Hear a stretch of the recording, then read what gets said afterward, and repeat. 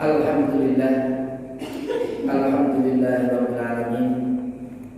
Wassalatu wassalamu ala asrofil anbiya'i wal mursalin Muhammadin wa ala alihi wa ashabihi ajma'in.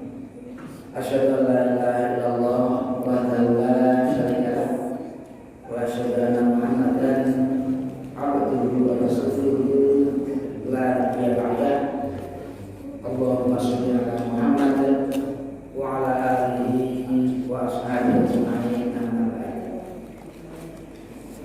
Bapak-bapak, ibu sekalian yang berbahagia, pertama mari kita selalu panjatkan puji syukur kepada Allah Subhanahu wa taala atas segala nikmat yang telah diberikan kepada kita semua, khususnya nikmat iman dan Islam. Bapak-bapak, ibu, untuk mempersingkat waktu langsung saja kita kemarin mengkaji adzan dan iqamah itu sampai bab yang ke-11 ini. Bolehkah seorang muadzin itu berbicara ketika sedang adzan? Kemarin yang terakhir ini kita bahas. Allahu Akbar, Allahu Akbar. Ambilkan itu. Jadi bolehkah seorang muadzin itu berbicara? Kemarin kita sebutkan pendapat pertama boleh, pendapat yang kedua makruh, pendapat yang ketiga hendaknya tidak berbicara kecuali untuk keperluan sholat. Seperti sholat fi halikum, sholatlah kalian di tempat kalian. Yang keempat, tidak boleh batal adanya dengan bercakap-cakap. Kalau kita perhatikan memang yang kuat itu yang ada kemakruhan kalau tidak ada apa itu kepentingan. Kalau ada kepentingan, ada sesuatu yang penting begitu. Tapi kalau tidak ada kepentingan, tidak perlu berbicara atau ngomong. Yang ke-12 sekarang kita lanjutkan. At-tasbih dalam adzan untuk sholat subuh. Jadi tema kita ini tentang at-tasbih. Sebenarnya tasbih itu apa? At-tasbih itu.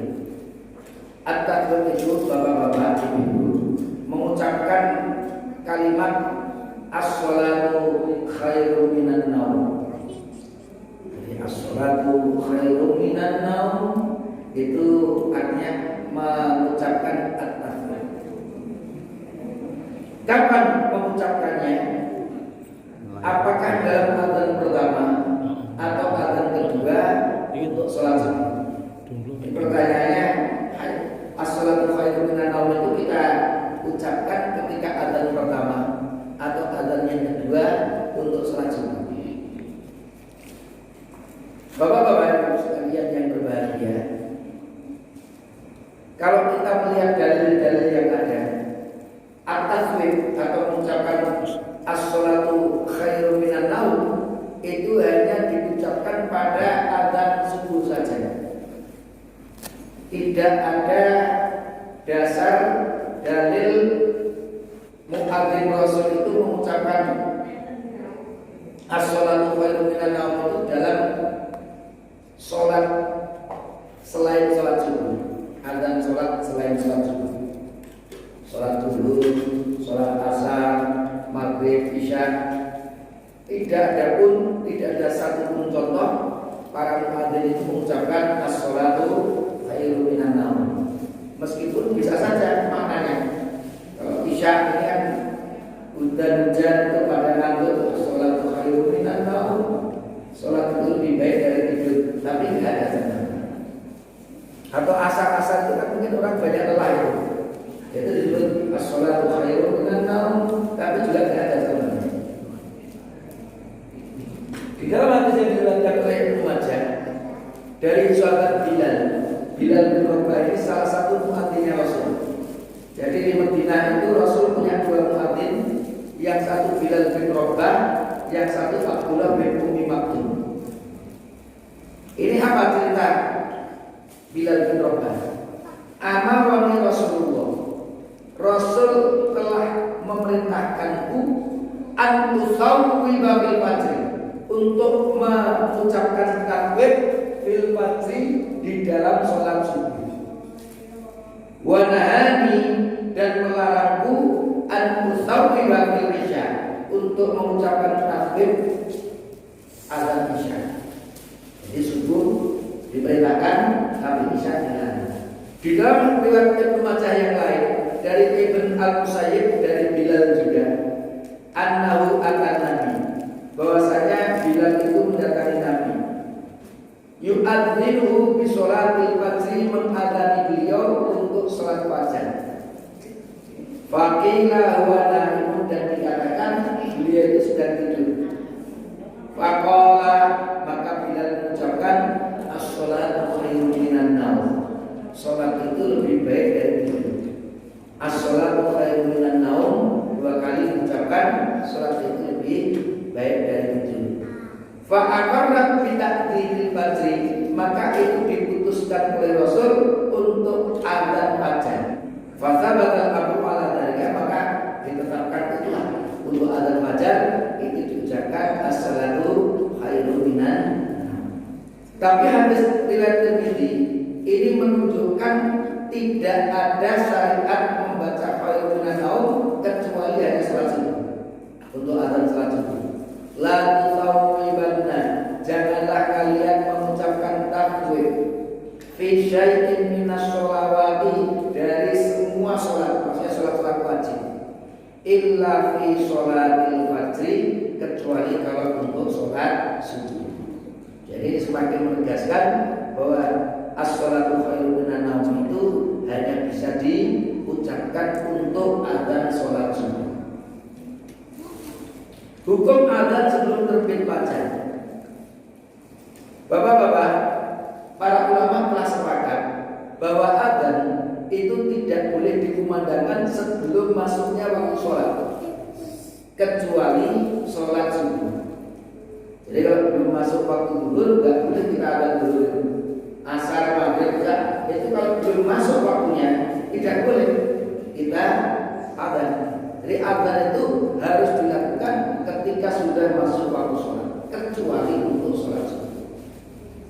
Cuman permasalahannya, para ulama itu berbeda pendapat mengenai azan sebelum datangnya waktu sholat fajar. Yang pertama, ada tuntunannya dari Rasul, jadi disyariatkan di dalam Islam. Jadi azan sebelum masuk waktu subuh itu ada tuntunannya, maka itu termasuk yang disyariatkan di dalam Islam. Ini jumhur ulama. Jadi sholat pertama, sholat kedua, azan pertama, azan kedua. Azan pertama yang belum sebelum masuk waktu itu disyariatkan. Dasarnya hadisnya sahih diriwayatkan oleh Ibnu. Dari Rasulullah bersabda, Inna Bilal, dari Abdullah bin, dari bapaknya, Inna Bilal, sesungguhnya Bilal, maksudnya Bilal bin Rabah, yu'adzinu bilailin, azan itu masih di malam hari, jadi belum terbit fajar. Fakul wasrabu, maka bagi kalian yang berpuasa, kalian masih bisa makan dan minum, masih bisa sahur. Hatta yunadi Ibnu Ummi Maktum, sampai adanya Abdullah bin Ummi Maktum. Jadi Bilal itu azan sebelum masuk waktu subuh, sementara Abdullah bin Ummi Maktum itu azan setelah masuk waktu sholat subuh. Jadi kalau sudah ada dua alat muadzin seperti ini, apa itu mudah ingat? Oh, azannya Pak itu berarti azan pertama. Oh, azannya Pak itu berarti azan kedua. Jadi kalau ada dua muadzin, biasa yang azan pertama siapa, azan kedua siapa, itu nanti mudah untuk diingat. Oh, baru adanya si A, belum si B. Ini juga hadisnya Bukhari.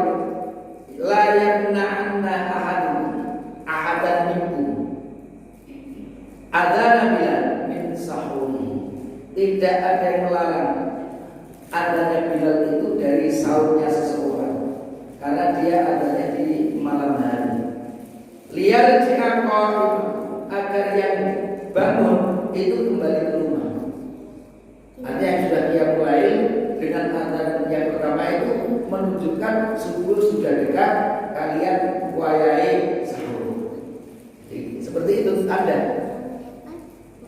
Waliyunabbih na'imakum, dan untuk mengingatkan yang tidur supaya bangun kalau belum sholat lain atau belum selesai mulainya diteruskan karena sebentar lagi akan datang subuh. Itu ternyata di antara fungsi adanya adzan pertama dalam sholat subuh. Pendapat yang kedua, tidak ada tuntunannya dari Rasul, maka tidak boleh dilakukan. Termasuk Imam Abu Hanifah. Tapi pendapat ini termasuk lemah karena bertentangan dengan hadis-hadis yang kita sebutkan, hadis sahih. Bapak-bapak ibu dipahami mengapa Imam Abu Hanifah itu termasuk yang menyebut tidak ada tuntunannya. Karena perlu kita kalau melihat sejarah, ya ada istilah setiap musibah itu pasti ada hikmah yang terkandung di dalamnya. Dulu di zaman setelah para sahabat atau zaman sahabat setelah wafatnya Rasul, itu ketika umat Islam berpecah, itu masing-masing kelompok itu ada orang-orang yang kurang bertanggung jawab, sehingga dia mengeluarkan statement yang menyatakan ini dari Nabi, padahal ternyata setelah dicek itu bukan dari Nabi, tapi tujuannya untuk mungkin menguatkan kelompoknya dan seterusnya. Jadi ada intik-intik seperti itu, membuat berita-berita yang sebenarnya bukan dari Rasul, tapi dibilang itu datang dari Rasul. Akhirnya ulama-ulama yang lurus ini melihat situasi seperti itu, banyak yang banyak berita-berita palsu tentang Rasul. Akhirnya mereka membuat kodifikasi hadis, mengumpulkan hadis-hadis yang kuat, kemudian memilah dari hadis-hadis yang palsu. Maka muncullah ilmu mustalah hadis. Jadi hikmahnya muncul ilmu mustalah hadis. Lah Imam Abu Hanifah itu termasuk ketika itu berada di Kufah atau Basrah, itu jauh dari pusat hadis yang ada di Mekah, Madinah. Sehingga Imam Abu Hanifah itu bukan anti hadis, tapi ketika ada seseorang membawa hadis, kok beliau belum yakin isi bawa kisah, jangan-jangan itu beritanya bohong, jangan-jangan hak. Jadi kalau belum yakin, kok itu menurut beliau kok agak bertentangan, maka beliau tidak yakin. Kecuali kalau beliau yakin si pembawanya itu percaya, maka beliau ambil hadisnya. Itulah kenapa Imam Abu Hanifah termasuk banyak menolak hadis itu tanda kutip. Ketika beliau menolak hadis itu masih meragukan tentang kuatnya sanad dari hadis tersebut, karena masa itu masa banyak muncul hadis-hadis palsu. Tapi nanti setelah generasinya kodifikasi hadis sudah sempurna, para ulama sudah bisa mendeteksi, dan ternyata yang ditolak Imam Abu Hanifah, ya ada yang memang betul, tapi ternyata yang ditolak Imam Abu Hanifah ternyata hadisnya itu hadis yang kuat, benar-benar datang dari Rasulullah. Jadi kita supaya tidak salah paham, karena sebagian mengatakan Imam Abu Hanifah itu anti hadis. Karena saya belajar di Baghdad, dan di Baghdad itu banyak ulama-ulama Hanafi, jadi saya banyak mendapatkan informasi keterangan dari para ulama yang bermadzhab Hanafi. Bapak-bapak sekalian yang berbahagia, ada pun pendapat yang ketiga, hanya diperbolehkan pada bulan Ramadan. Kalau menurut Imam Ahmad, adzan pertama itu kalau bulan Ramadan saja. Tapi kalau di luar bulan Ramadan tidak perlu ada adzan yang pertama. Tapi para ulama menggunakan kaidah al-ibratu bi umumil lafzi la bi khususis sabab. Yang diambil ibrah pelajaran itu bukan kekhususan sebab, tapi keumuman lafaznya. Tuntunan dari Bilal yang dicontohkan oleh Bilal itu dianggap untuk semuanya. Itu seperti kalau umpamanya begini. Contohnya al-ibratu bi umumil lafzi la bi khususis sabab. Itu contohnya hadis ketika kita disunahkan untuk membasuh telapak tangan sebelum wudu. Jadi kalau salah satu dari kalian istaiqadha min manamihi, bangun dari tidurnya, maka kalau mau berwudu hendaknya membasuh telapak tangannya 3 kali. Ketika itu Rasul menyebutkan alasannya. Mengapa? Karena kalian tidak tahu di mana bakat yadan. Semalam tangannya nginep di mana? Karena kita nggak tahu tangan kita itu semalam nginep di mana. Maka kalau mau berwudu disunahkan untuk membasuh telapak tangan. Meskipun hadis ini berkaitan dengan bangun tidur, tapi para ulama mengatakan kesunahan membasuh itu tangan tidak hanya ketika bangun tidur. Jadi mau sholat zuhur, mau sholat asar, kita habis olahraga dan habis tidur, itu juga tetap disunahkan untuk membasuh tangan. Meskipun hadisnya itu apabila salah satu dari kalian bangun dari tidurnya, hendaknya dia tidak memasukkan tangannya ke air kecuali kalau membasuh 3 kali. Sebabnya bangun tidur, tapi itu dijadikan kesunahan untuk ini. Kesannya memang ada juga seperti itu. Kalau ada riwayat itu supaya yang tidur bangun, supaya yang sudah bangun itu segera pulang untuk sahur. Kesannya itu memang di bulan Ramadan. Tapi oleh beberapa yang dipakai adalah keumuman lafaznya. Jadi kesunahan itu bisa dilakukan kapan saja, tidak harus di bulan Ramadan. Dan itulah yang paling benar. Kalau di Saudi itu mungkin lebih panjang antara adzan pertama dengan yang kedua itu. Kalau di kita biasanya sekitar 1 jam. Kalau di Saudi bisa 2 jam, lebih panjang itu antara adzan pertama dengan adzan yang kedua. Khususnya di Mekah, Masjidil Haram. At-takbir pada adzan sholat fajar itu diucapkan pada adzan pertama atau adzan kedua. Yang menarik untuk dikaji. Jadi mengucapkan as-sholatu khairun minan naum itu kita ucapkan pada adzan pertama atau adzan kedua. Setelah kita memahami ternyata untuk sholat subuh itu syariatnya bisa dilakukan 2 adzan, yaitu adzan sebelum masuk waktu dan adzan yang kedua setelah masuk waktu. Lalu dibaca di mana ini adzan pertama atau kedua? Ternyata ada 3 pendapat di antara ulama. Yang pertama, golongan yang berpendapat bahwa kalimat takbir atau ucapan as-sholatu khairun minan naum itu pada adzan ketika akan dilaksanakan sholat subuh. Jadi adzan yang kedua. Jadi kalau kita mau sholat subuh itu Abu Hanifah, Sufyan Ats-Tsauri, Syekh Abdul Aziz bin Baz, ini alim dari Saudi, termasuk Syekh Utsaimin. Apa itu menyatakan bahwa as-sholatu khairun minan naum itu dilafalkan pada adzan yang kedua ketika kita mau sholat subuh setelah masuk waktunya. Dalilnya ini hadisnya panjang, tapi untuk mempersingkat waktu saya kasih garis merah itu, garis bawah yang berwarna merah. Fa in kana sholatas subhi, kalau itu untuk sholat subuh, kulta maka hendaknya kamu ucapkan as-sholatu khairun minan naum, as-sholatu khairun minan naum.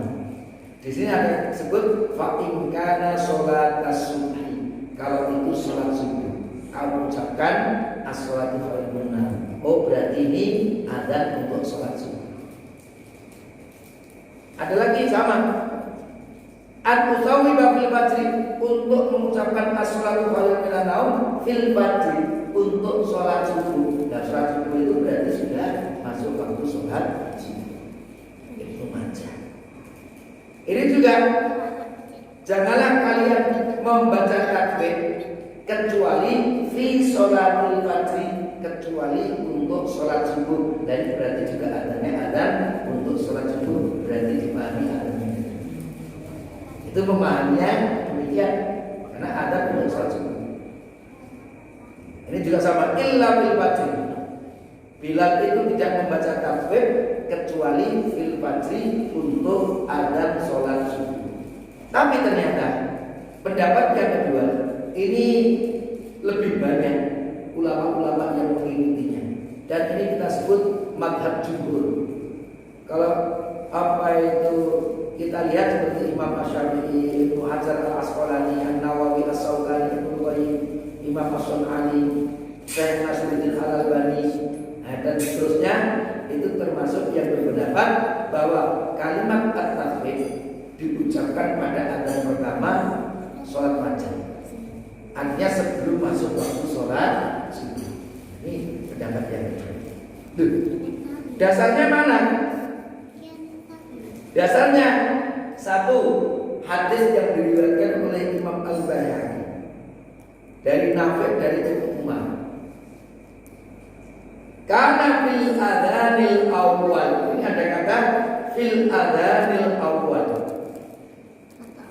Dulu setelah adzan yang pertama, di dalam adzan yang pertama ini ada kata al-awwal. Adzan yang pertama setelah mengucapkan al-falah, yaitu hayya al-falah, as-sholatu khairun minan naum, as-sholatu khairun minan naum. Ini kalau kita lihat fil adzanil awwal, ada kata yang pertama.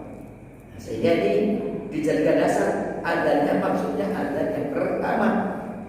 Ini juga fil adzanil awal hayya 'alal falah disebut as-sholatu khairun minan naum, as-sholatu khairun minan naum. Tadi Al-Baihaqi, ini At-Tabari. Ada riwayat yang lain Abu Dawud fil ula minas subhi, untuk adzan yang pertama, panggilan yang pertama dari sholat subuh.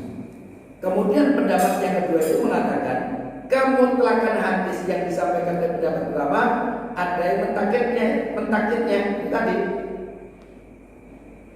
Jadi pada azan subuh itu kan umum, azan subuh itu kan ada dua. Untuk sholat subuh itu kan ada dua. Sementara hadis-hadis yang dikemukakan oleh kelompok yang pertama ini disebutkan al-adzan al-awwal.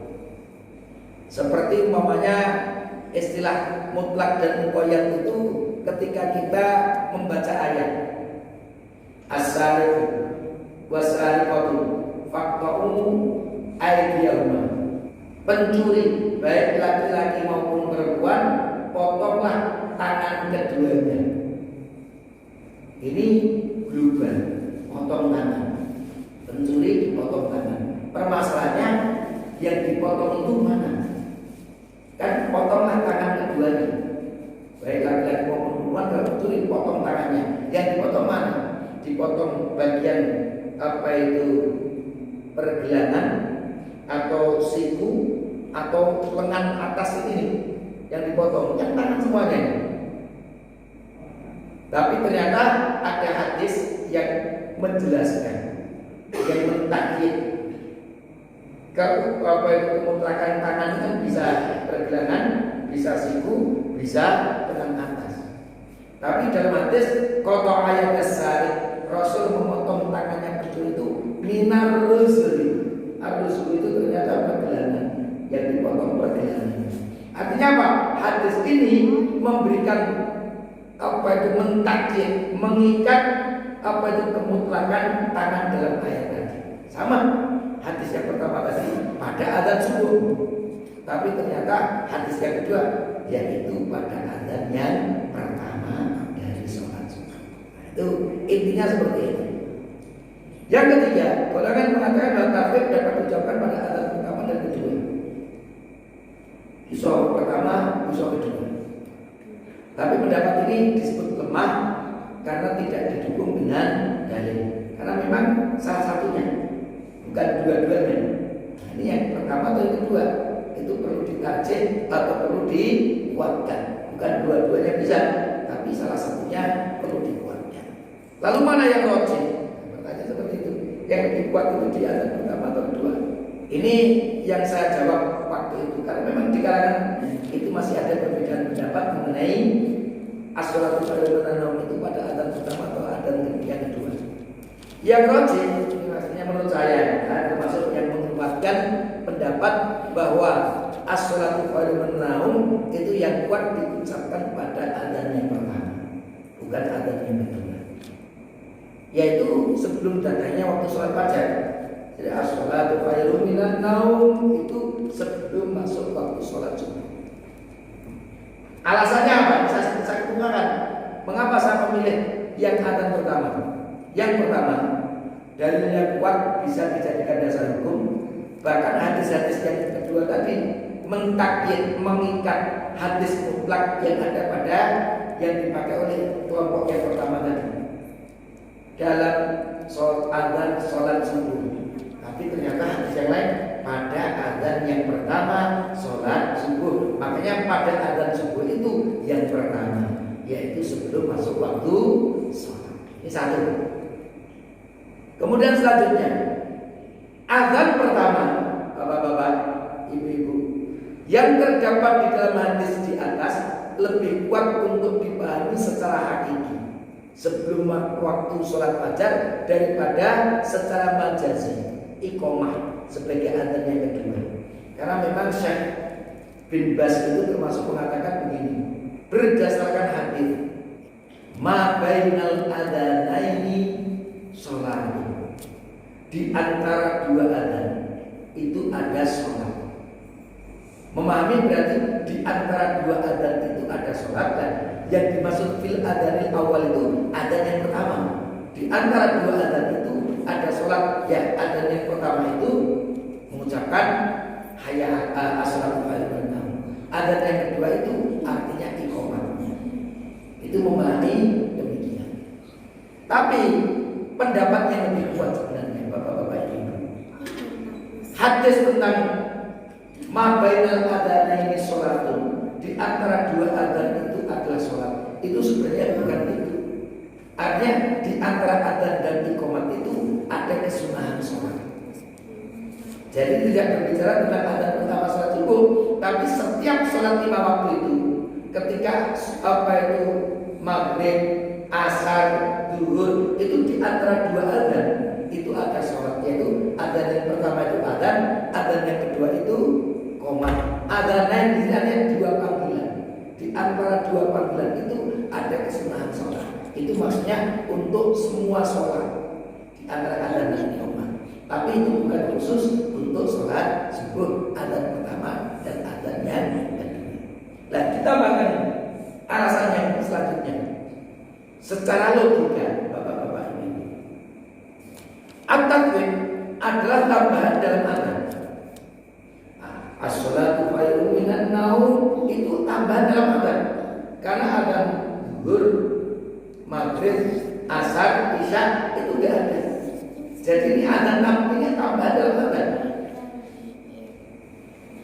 Maka tepatnya diletakkan pada adzan tambahan. Bukan adzan sholat subuhnya, tapi adzan tambahan. Kapan adzan tambahan itu? Sebelum masuk waktu sholat subuh.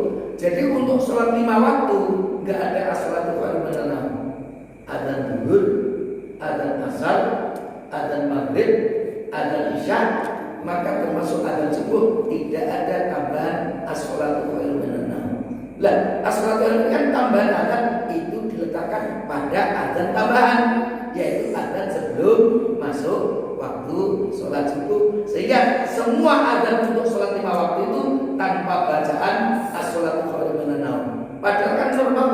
Jadi iso kabeh asal dongantuk as-salatu khairum minan naum. Isya dongantuk as-salatu khairum minan naum bisa, tapi ternyata syariatnya enggak ada. Maka ini yang paling batas hanya untuk adzan tambahan. Apalagi makna as-salatu khairum minan naum itu artinya sholat itu lebih baik dari tidur. Kalau untuk sholat wajib mestinya enggak sekedar lebih baik. Lah buat sengantuk apapun sholat kalian, sekali sholatnya wajib, tidak sekedar sholat itu lebih baik dari tidur. Ini maksudnya kalau kamu tidur malam itu tidak lebih baik kalau kamu qiyamul lail. Jadi sholatnya ini adalah qiyamul lail.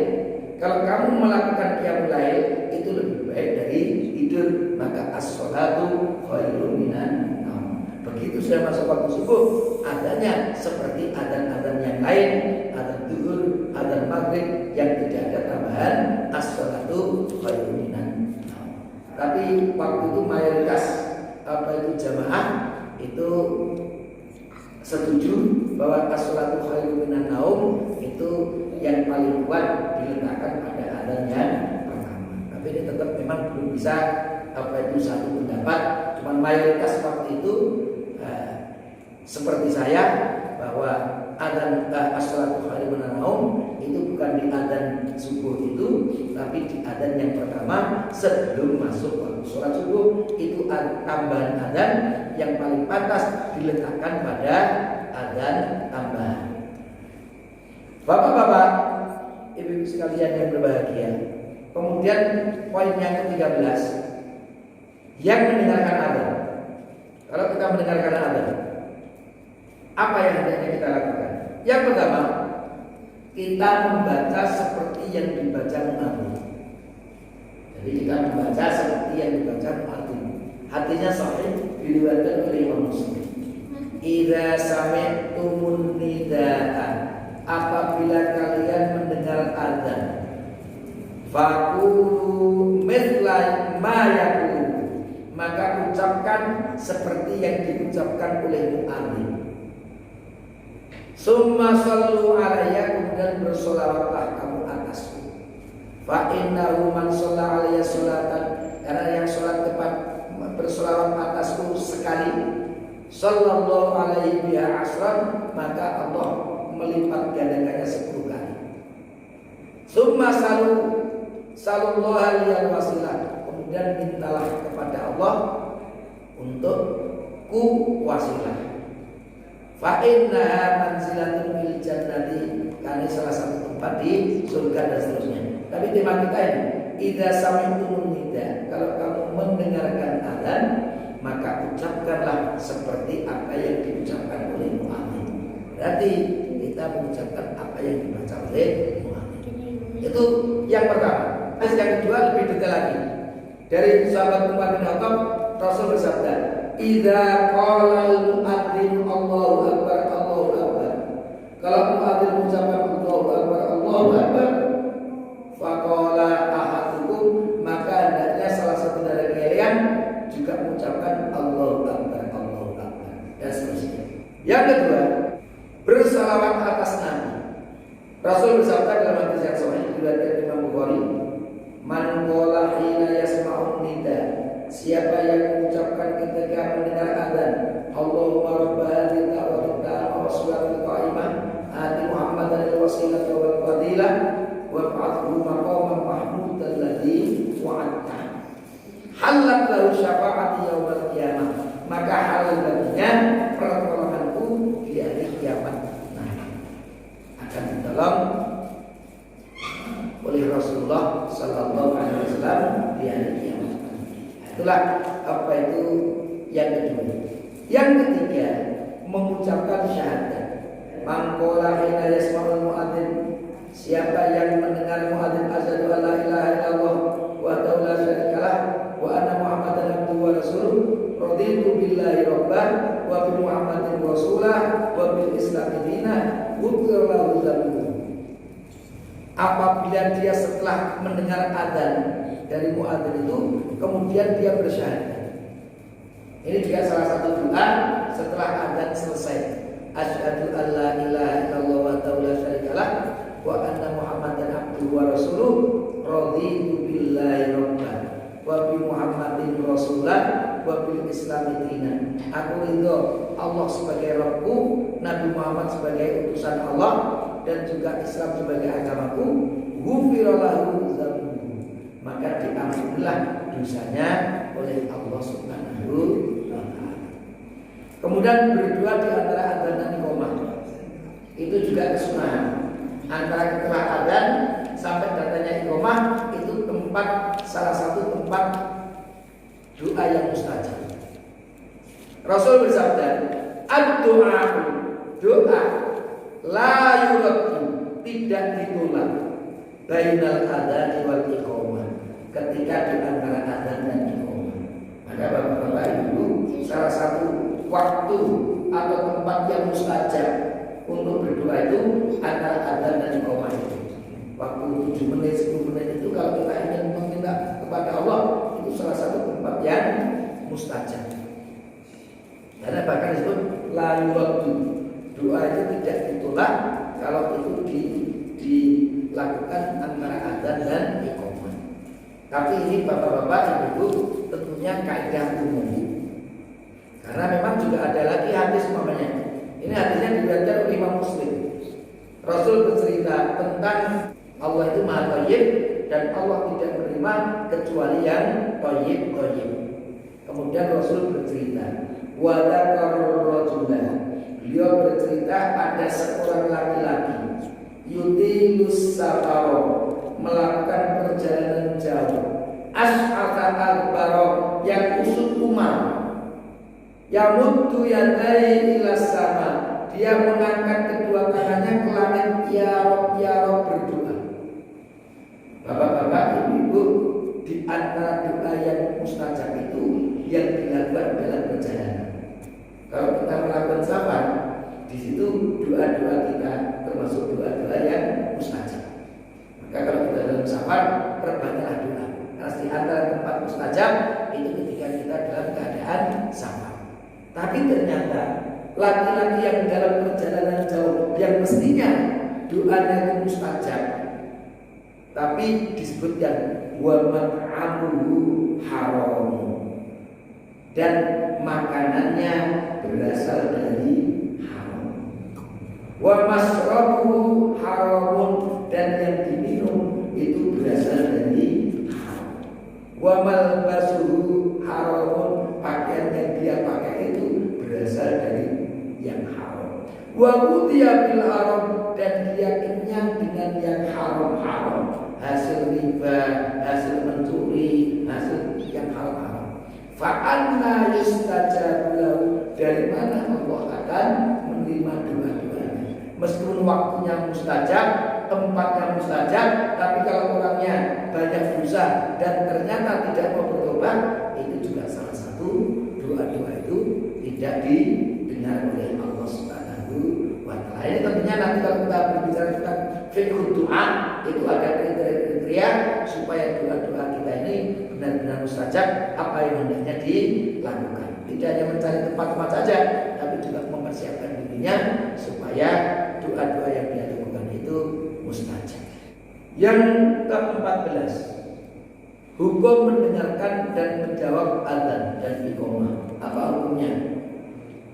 Bapak-bapak ibu sekalian yang berbahagia, ternyata para ulama kita itu berbeda pendapat mengenai hukum mendengar apa itu menjawab adzan dan iqamah itu. Hukumnya apa? Sebagian ulama mengatakan wajib.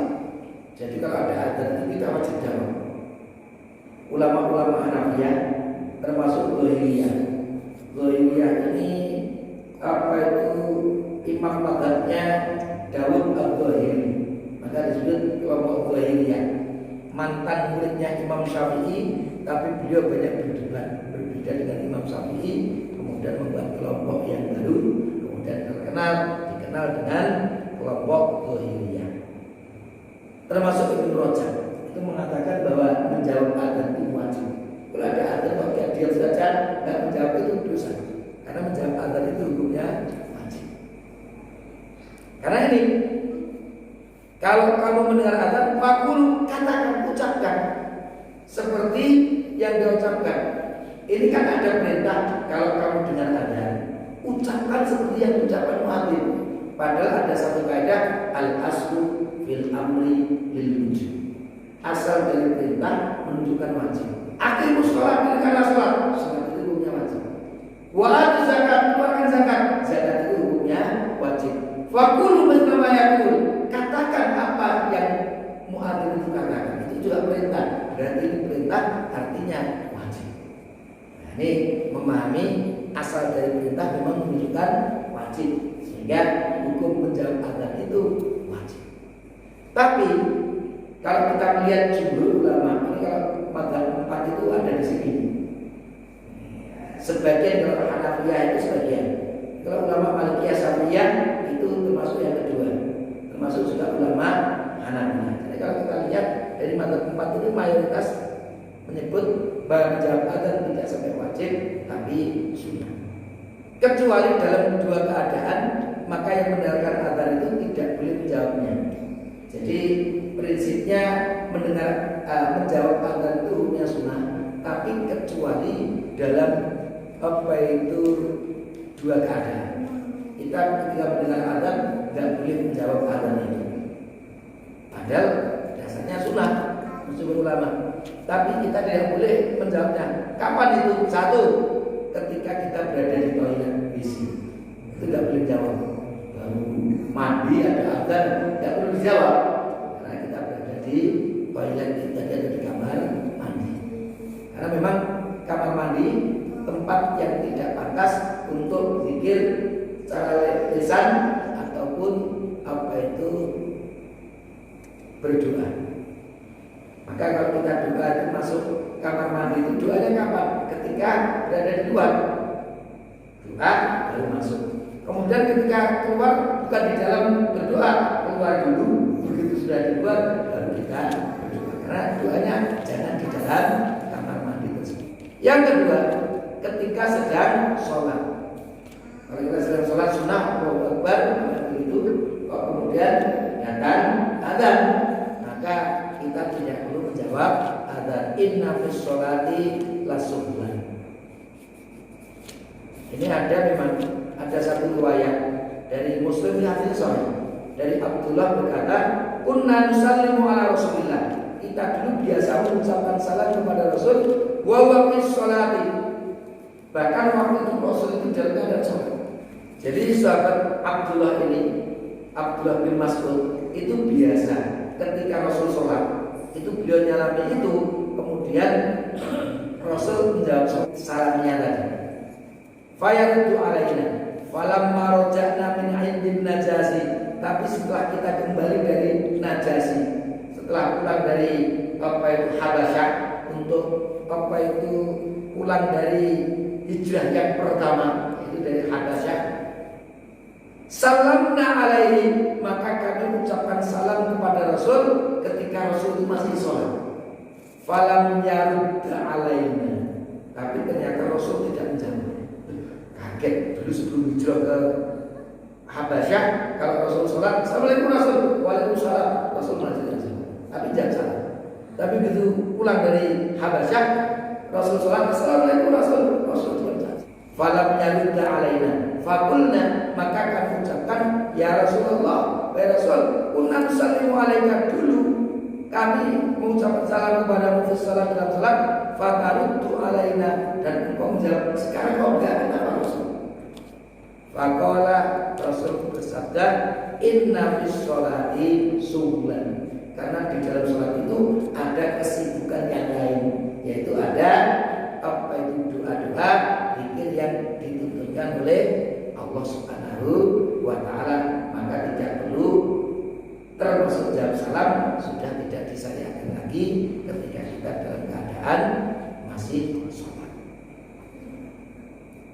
Itu yang mungkin bisa kami sampaikan. Nanti ada yang 15 dan lain-lain mungkin kita kaji pada kesempatan yang akan datang. Ada juga nanti terkait dengan iqamah, sedikit terkait dengan iqamah. Kita masih azan. Nanti insya Allah satu pertemuan lagi itu untuk menutup tema azan kita. Nanti kita masuk ke sholat, yang lain-lain. Mari sudah memulai. Kalau kita lihat ini urut-urutannya. Kedudukan sudah, waktu sholat sudah, waktu dan tempat dilarang sholat sudah. Nanti setelah azan iqamah, nanti kita akan membahas apa toh syarat-syarat wajibnya sholat. Kemudian apa toh syarat-syarat sahnya sholat itu, baru rukunnya, kesunahannya, yang dimakruhkan, yang membatalkan. Baru setelah itu nanti kita membahas tentang sholat jamaah. Setelah itu tentang sholat tarawih. Ternyata bab sholat masih cukup panjang yang akan kita bahas. Mudah-mudahan ada manfaatnya. Aku lupa wa